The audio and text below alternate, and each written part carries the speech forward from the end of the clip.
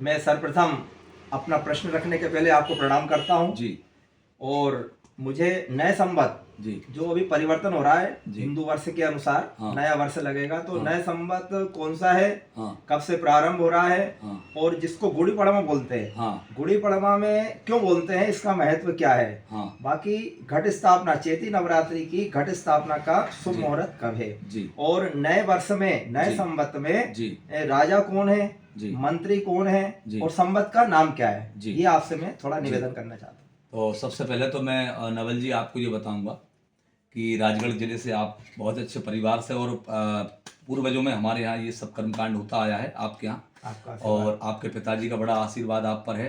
पंडित रामबाबू शास्त्री जी के पुत्र आप हैं और बहुत अच्छा आपका वर्चस्व पिताजी का भी रहा, आपका भी रहा, और सभी लोग आपको, बड़े बड़े लोग जो है प्रेम करते हैं। तो निवेदन ये करूँगा कि सबसे पहला प्रश्न आपका ये है कि गुड़ी पड़वा इसको क्यों मानते हैं जी जी और इसको कैसे मनाना चाहिए। तो गुड़ी पड़वा जो चैत्र प्रतिपदा है, इस दिन हमारा संवत्सर प्रारंभ होता है। एक निवेदन थोड़ा बीच में ही कर रहा था। हाँ। अनादिकाल से हाँ नए संवत जो चेंज हो रहा है, गुड़ी पड़वा हिंदू संस्कृति के अनुसार वर्ष जो बदला जाता है संवत, हाँ उसमें आपके पास गुड़ रहस्य यानी एक ज्ञान होता है, तत्व ज्ञान होता है। हाँ। तो तत्व ज्ञान के आधार पे आप इसको प्रत्येक मध्य प्रदेश, गुना, राजगढ़ क्षेत्रीय नहीं, सभी को मार्गदर्शन देने के लिए इसमें अंदर में का ज्ञान जो प्रत्येक व्यक्ति को इसका सुफल प्रदान हो, इस प्रकार से कोई विशेष रहस्य बताइए। वही मैं बताने जा रहा हूँ। सबसे पहले तो हम ये देखेंगे कि ये हमारे सामने पंचांग रखा है जी। इस वर्ष का राजा मंगल है जी और मंत्री शनि है जी और इस संवत्सर का नाम पिंगल है जी। पिंगल संवत्सर हो गया। अब इसके बाद में संवत्सर का प्रारंभ कैसे करना है, शास्त्रों में ये नियम बताया है कि स्नान करने से पहले तेल का मालिश करना चाहिए जी। ये शास्त्र में बताया है प्रत्येक व्यक्ति को, तेल के पहले, और तेल बाद में नहीं लगाना चाहिए। अब वो लगाते हैं हमारे फैशन के हिसाब से, वो अलग बात है, लेकिन तेल स्नान के बाद लगाने के बाद अशुद्ध हो जाता है व्यक्ति। अच्छा, स्नान के बाद तेल नहीं लगाना। हाँ, नहीं लगाना चाहिए। चैत्र प्रतिपदा, अब आप ये साल भर आप काम नहीं कर पाते क्योंकि आप नहाने के बाद तेल लगाते, तो चैत्र प्रतिपदा के दिन, चैत्र प्रतिपदा के दिन जो है आप ये काम जरूर करें कि चैत्र प्रतिपदा के दिन सबसे प्रथम उठें, अपना जो भी आप शौच क्रिया करते हैं वो सब करें, फिर जो है आप नीम की दातुन से करें, नीम की दातुन करें, और उसके बाद अपने शरीर में तेल का मालिश करें। तेल का मालिश करने के बाद आप स्नान करें। स्नान करने के बाद जैसा कि बताया है कि नीम की पत्तियों को जो है ग्रहण करना चाहिए, तो कौपल उसकी ऊपर की होती है उसको ग्रहण करना चाहिए। अब आता है नंबर इस बात का, गुड़ी पड़वा के दिन क्या करें, क्या करना। अब गुड़ी पड़वा के दिन क्या करना है, बांस का डंडा लें जी। ये नियम हमारे इधर तो नहीं चलता, लेकिन नियम उसका यही है। गुड़ी पड़वा के दिन एक बांस का डंडा लेना है, एक पीतल या तांबे का लोटा लेना है, एक ध्वजा लेना है। तो ध्वजा का क्या करना है, हमको ध्वजा उस बांस के डंडे में लगाना है, और उसमें वैसे नियम ये है कि पीतल का या तांबे का लोटा उल्टा करके लगाया जाता है और उसमें रेशमी कपड़ा बांधा जाता है, उसकी माला लेकर के उसका पूजन किया जाता है।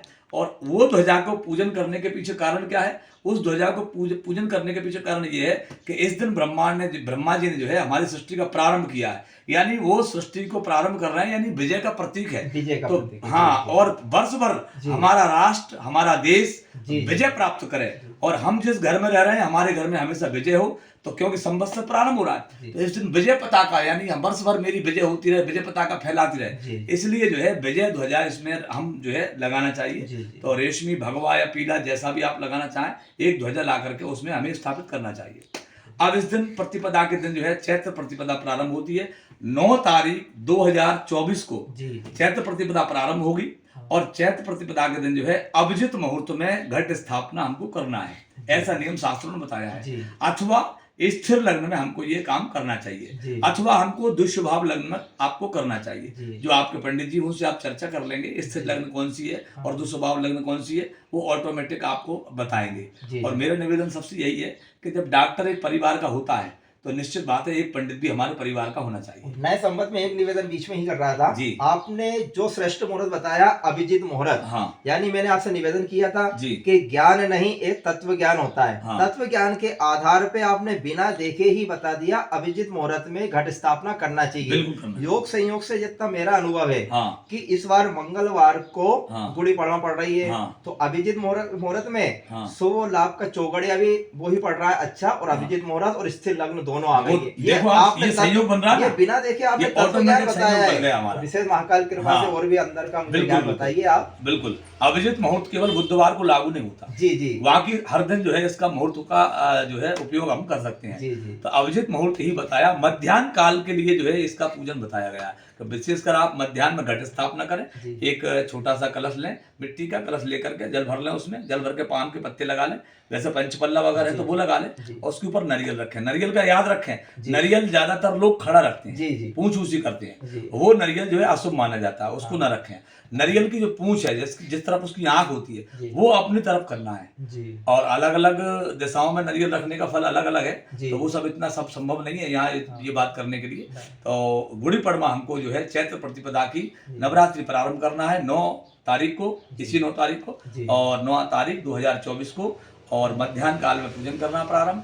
और इसके बाद हम अगला वीडियो जो डालेंगे, जी, जी। वो हमारा वीडियो रामनवमी कब मनाना हमको, और जी। अष्टमी जो माता पूजन होती है वो कब मनाना है।